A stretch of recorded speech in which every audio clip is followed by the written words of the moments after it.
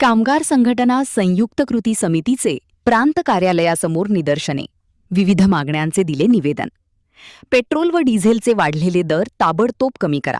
इचलकरंजी येथील सहाय्यक कामगार आयुक्त व सरकारी कामगार अधिकारी यांची ताबडतोब बदली करा.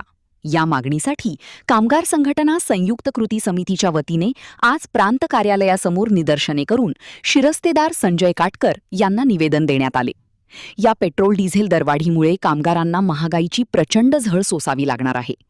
या वाढत जाणाऱ्या महागाईमुळे कामगारांना आहे त्या पगारांमध्ये घर चालवणे मुश्किल झाले आहे. तर कामावरून कमी केलेल्या कामगारांच्या तक्रारी व्यवस्थित चालवल्या जात नाहीत.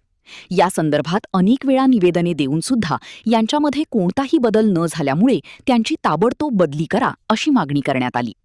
सदर निवेदन वरिष्ठ पातळीवर पाठवून पाठपुरावा करतो असे आश्वासन शिरस्तेदार संजय काटकर यांनी दिले. यावेळी शिष्टमंडळात कॉम्रेड दत्ता माने, राजेंद्र निकम, आनंद गुरव, सुनील बारवाडे, मंगल सुर्वे, शिवाजी भोसले, दशरथ मोहिते, केराप्पा हालगेकर, रमेश खोत, बेगम नदाफ, सुवर्णा शिंदे, राजू जिप्टे आदी पदाधिकारी उपस्थित होते. महान कार्य न्यूजसाठी संतोष पाटी, इचलकरंजी.